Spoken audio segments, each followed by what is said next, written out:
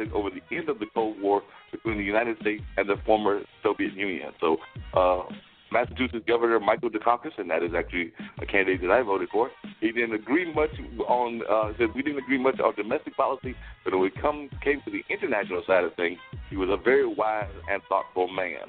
And like I said, he ran in 1988 against Bush. He credited Bush's ability to negotiate with former Soviet leader Mikhail Gorbachev as playing a key role. It was a time of great change, demanding great responsibility from everyone, Gorbachev told the Interfax news agency. The result was the end of the Cold War and the nuclear arms race. So that's something that they were definitely praising him for. And Republican House Speaker Paul Ryan lauded him for leading the nation with decency and integrity, while even Democratic House Leader Nancy Pelosi said it was a privilege to work with him. So it sounds like folks were definitely giving him praise across the aisles, and not just on one side of the political spectrum, but even overseas people were giving him praise as well, because German Chancellor Angela Merkel, who was raised in East Germany, told reporters she likely would never have become the country's leader had Bush not pressed for the nation's reunification in 1990.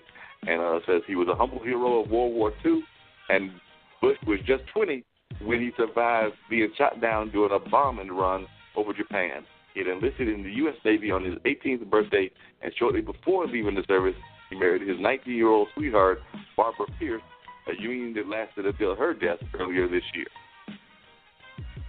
Wow. So apparently they've been together for, it says that they've been together for 73 years. They had a 73-year marriage. Now, that's a long time. And, some folks trying to get just past a year or two, or definitely do those 5 and 10 years. But it sounds like they were able to stay together and have that bond for 73 years. Ooh. Man, I just hope that I can say the same thing. You know what I mean? That'll be another 55 years. Wow. So you need another 55 years, and that would and how old would you be then, Dean? And I will be 100 years old then. So if you make it to the century mark, then you would have been with your wife for 73 years. 73 years, yep. When I get to 102, it'll be 75.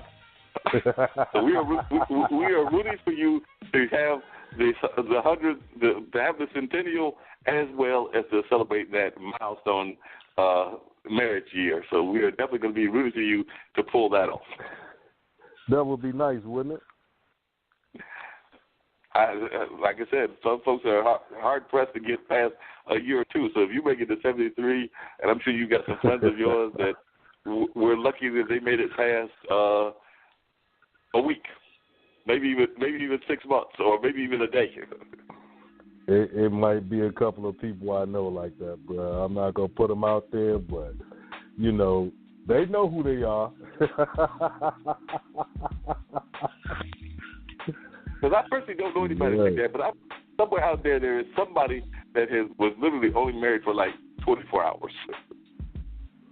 Man, that's got to be rough. That's got to be real rough. Yeah, I don't even know how you would do that. Legally, I don't know how you could do that, but I'm sure that if we did enough research, we could find somebody out there that literally was just married for 24 hours or maybe 48 at the max. Yeah, that sucks.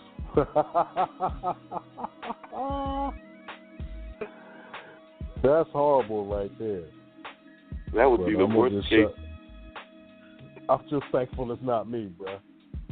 Thank goodness. So you're glad it's not you. You don't know who it is, but you're glad it's not you. Right. I'm just so thankful it is not me. And I do not have to go through that type of headache, heartache, drama, whatever you want to call it. I'm just glad it's not this system over here. You know what I mean? And what do you think about this whole concept of apparently the U.S. and China are going to put brakes on their trade dispute? So apparently we've been in a trade dispute, and they have reached a 90-day ceasefire in a trade dispute that has rattled financial markets and threatened world economic growth. So apparently they had a meeting the Chinese leader, and that person is sitting in the White House, and they have agreed that they're not going to do some stuff that they were going to do originally, because it says that he's agreed to hold off on plans to raise tariffs January 1st on the $200 billion in China goods. Like, you really going to do a tariff on that much goods out of China? You know what? There's a lot of stuff that comes out of China, man, and is in the United States. They might want to rethink all of those, things done out of emotion. We talked about that this past Thursday on the other radio show that I'm on. Let's talk about it. WBKS1 Radio out of Plainfield, New Jersey. And we were talking about how people react or act off of emotion and how detrimental that could be when you're talking about things that not only affect just one person, it affects a lot of us, and it's sad that decisions are made and it's like, yeah, we got you. You got to do what we want you to do now. But in the long run, the majority are in situations, and it's sad. Yeah, it's sad. And then, like I said, we got people make agreements that are already going on that they don't need to be trying to break. And folks tried to break up NAFTA. So that was something else that was going on is apparently recently certain people announced their intentions to withdraw the United States from the North American Free Trade Agreement, a move intended to force House Democrats to enact a revised version of the pact despite concerns that it fails to protect American workers. So, that sounds like a little bit of more trickery going on to try to, force them to put together another deal that folks may not be too pleased with. So sounds like even more trickery is going on from folks that are very good at trickery. First at it. And they do very well doing as little as possible, and they cry and complain, and it's just surely sad. It's just crazy. It says that if no deal can be reached, both versions of the treaty would be void, which would result in far more restrictive trade that could have a severe impact on industry and agriculture in all three nations. So, we've been having this trade agreement that apparently has helped quite a few folks, whether it's Canada, Mexico, or us, but now we're going to have stuff that might hurt all three countries. And so, why we're going to do something that could be devastational to everybody involved makes no sense to me. It seems to me that we should be working with these countries that we've been working with on a regular basis and continue to find ways that we can make things more progressive for all three involved. Right. But I do like Nancy Pelosi's remarks. Nancy Pelosi, the House Democratic leader, who is likely to be elected Speaker, it sounds like that's pretty much a done deal, cast doubt on the likelihood that the deal could be passed without significant new assurances from Mexico that labor standards in the agreement will be strictly enforced. Pelosi described the deal Friday as a work in progress her members could not yet support. What isn't in it yet is enough enforcement reassurances regarding workers, provisions that relate to workers and to the environment. There is no language in NAFTA's authorizing law that requires congressional approval for withdrawal from the treaty. But, even some of his own people believe that that's just like a bluff on his part. So hopefully this is just nothing but a big bluff, and we will still find ways that we can do trade agreements with both the country to the south of us as well as the country to the north of us. Right. And we got to be able to we don't make all of the stuff here. So I don't know what they're thinking. I don't even know if they're thinking at all. They may not be thinking.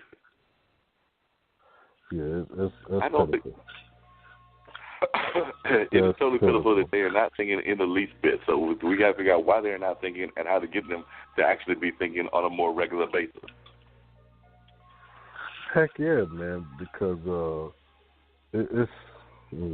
I'll shut up, man. Wow. I do not get it. You want to cuss, man? Yeah, don't cut them out. No, I'm not. But it makes you want to because you look at all the stuff that's happening, and it's like, oh man, horrible. This is horrible. And then we're here in Durham, we're still fighting, trying to get the gentleman that was tricked into being deported back after he had been staying in a church that was basically a sanctuary church. So they tricked him into going into the town of Morrisville. They then grabbed him and then deported him back. And there's a lot of folks here that are still trying to find ways to get him back and to be involved in trying to make sure that he can actually spend time with his family and be reunited with his family. So that was just some underhanded trickery that they pulled off in that move as well. So we've got to find ways to actually support the gentleman that was deported back to Mexico, and his family is definitely trying to do what they can. Citywell Church, which is the church that he was staying at, it definitely has their members and members of their congregation actively trying to find ways to help him reunite with his family. So they suckered him, and then, oh wow, see, that's the kind of stuff that makes you angry at how people are being done on a regular basis, man. It's not even, it's not here and there every once in a while. It just seems like it's just going on all kinds of ways, backward and forward and all of the other simple stuff.